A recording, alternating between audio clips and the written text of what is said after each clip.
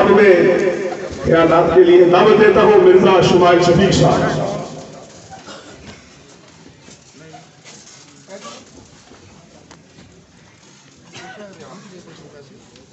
نحمده ونصلي على رسوله الكريم اما بعد اعوذ بالله من الشیطان الرجیم بسم اللہ الرحمن الرحیم. میں تحریک لبیک کے منسلک جتنے بھی کارکن ہیں، چیئرمین حضرات ہیں، وائس چیئرمین حضرات ہیں، کونسلر ہیں، اور تحریک جو عہدیداران ہیں، تنظیمی جو عہدیداران ہیں، اس کے علاوہ جو میرے بھائی اور پارٹیوں سے یعنی کہ وابستہ ہیں، جو میری ذات کی محبت کی وجہ سے یہاں پر آئے بیٹھے ہیں، میں آپ سب کا بہت بہت شکر گزار ہوں کہ آپ نے مجھے اس عزت کے قابل سمجھا اور یہاں آ کے آپ نے جو میری حوصلہ افزائی کی ہے. انشاءاللہ میں جو یہ تحریک ہے اور جتنی یہ میں اس کو مقدس سمجھتا ہوں، اس تحریک کو، اس مقدس تحریک کے صدقے اور اس کے وسیلے سے میں آج اس اسٹیج پر آپ کے ساتھ وعدہ کرتا ہوں کہ انشاءاللہ کبھی اس تحریک کا نام بدنام نہیں ہونے دوں گا اپنی ذات کی وجہ سے.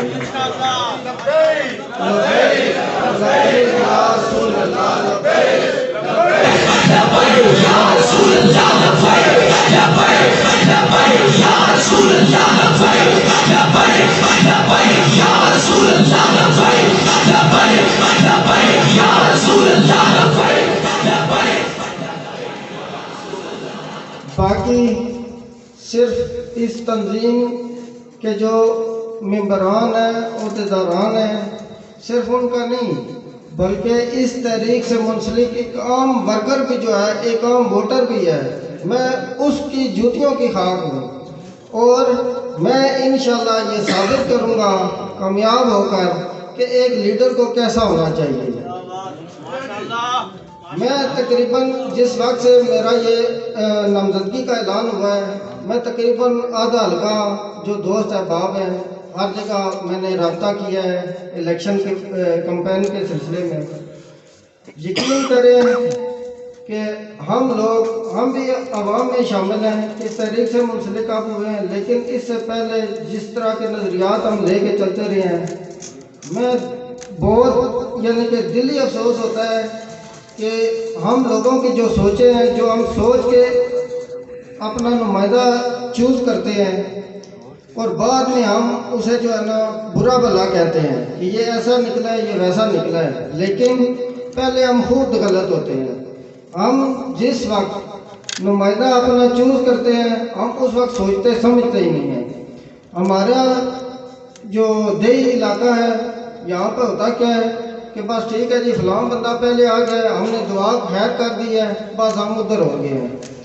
اب چلے 3 یا 4 امیدوار ہیں اس حلقے میں.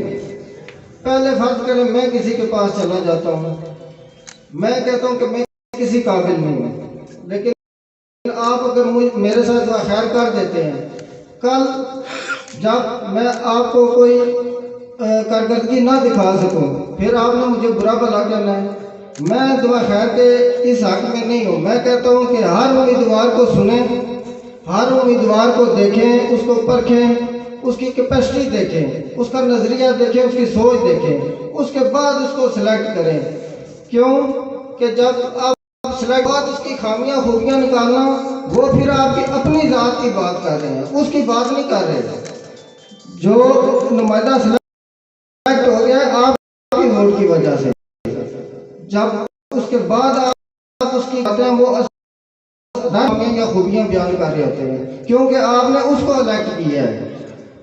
باقی میں مڈل فیملی سے تعلق رکھتا ہوں، اللہ کا شکر ہے، حلال رزق کما رہے ہیں، حلال روزی کھا رہے ہیں، بچوں کو بھی کھلا رہے ہیں. میں جس وقت میں نے رابطہ کیا ہے، یقین جانے کہ لوگوں کی ذہنیت یہ ہے، ہمیں ذہنی طور یعنی کہ ہمارے ذہن اتنے مفلوج کر دیے گئے ہیں کہ افسوس ہوتا ہے کہ ہمارے پاس سوائے یہ کہنے کے کہ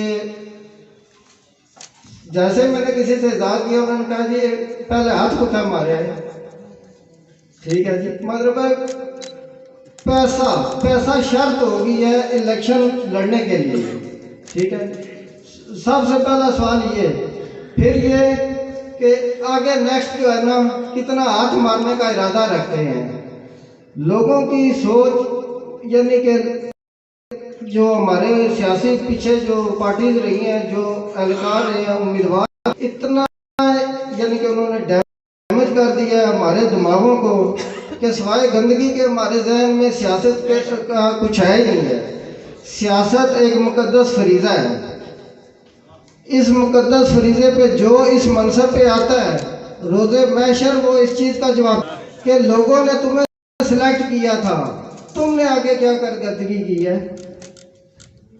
تو اب اس تحریک کا جو منشور ہے آپ سب جانتے ہیں کہ ختم نبوت سب سے پہلے شہادت ممتاز قادری پہ جو خادم رضوی صاحب نے سٹینڈ لیا ہے وہ سب کے سامنے ہے۔ کوئی بندہ اہل ایمان یہ کہے کہ گستاخ رسول کے ساتھ جو انہوں نے کیا ہے اس کو قتل کیا ہے ممتاز نے، اگر وہ غلط کیا ہے تو وہ مسلمان ہی نہیں ہے۔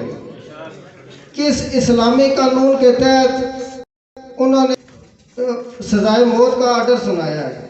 صرف کیا ہے کہ ہمارے پاس انگریزوں کا قانون ہے، اسلامی قانون نہیں ہے، ورنہ حضور کی ناموس پہ اگر کوئی بات کرے وہ مسلمان نہیں ہے، وہ بغیرت انسان ہے کہ جس کی غیرت نہ جوش میں آئے کہ کوئی اس کے سامنے اس کے آخری نبی کے گستاخی کرے۔ انشاءاللہ اپنے پورے ایمان سے اس تحریک کے ساتھ کھڑا ہوں۔ بہت مختصر عرصے میں میری نیت صاف ہے، دل صاف ہے، اس لیے آپ سب کے سامنے ہوں۔ زیادہ تو مجھے نہیں جانتے لیکن اپنے علاقے کے دوست احباب مجھے جانتے ہیں کہ میں کیا تھا اور کیوں یہ حضور کی بندہ۔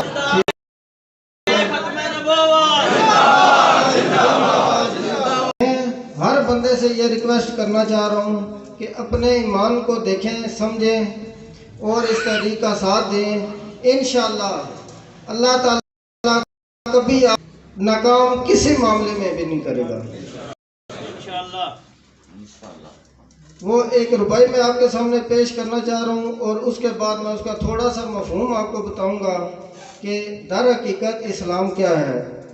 شاہ است حسین بادشاہ است حسین، دین است حسین دین پناہ است حسین، سرداد ناداد دست در دست سے یزید، حقہ کے بنائے لا الہ است حسین۔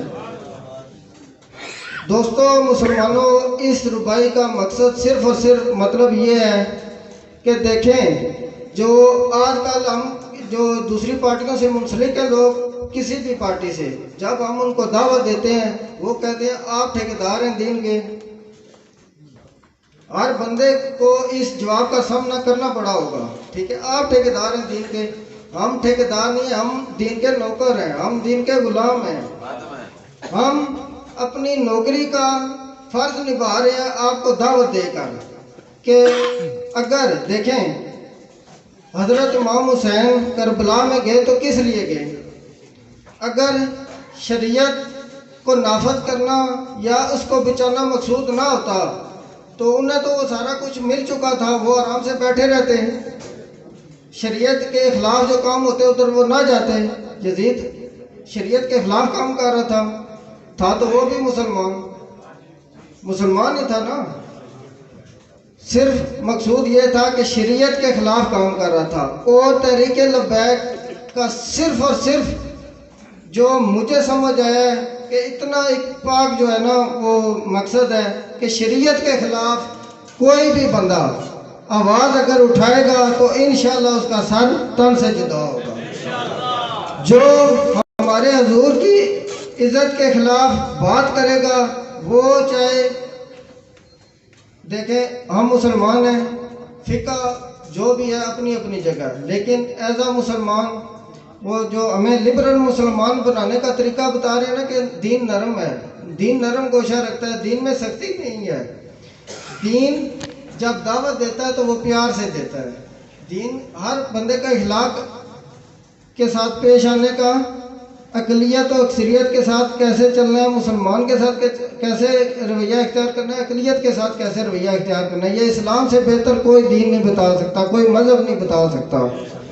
سب کچھ جو کچھ یعنی کہ جتنا کچھ کلیئر ہوا ہے، دین اسلام سے بہتر کوئی مذہب نہیں ہے۔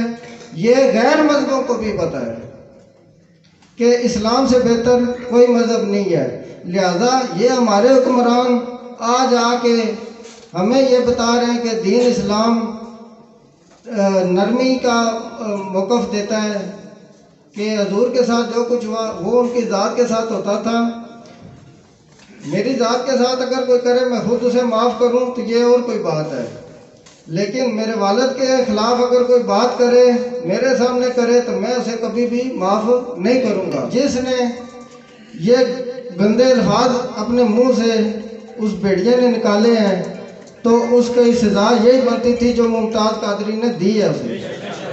جرأت و بہادری، جرأت و بہادری۔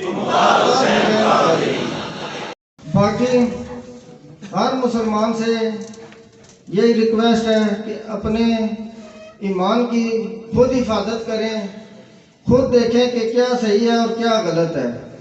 ہر انسان جب تک ہم اپنی سوچ نہیں بدلیں گے یہ نظام نہیں بدل سکتا کبھی بھی۔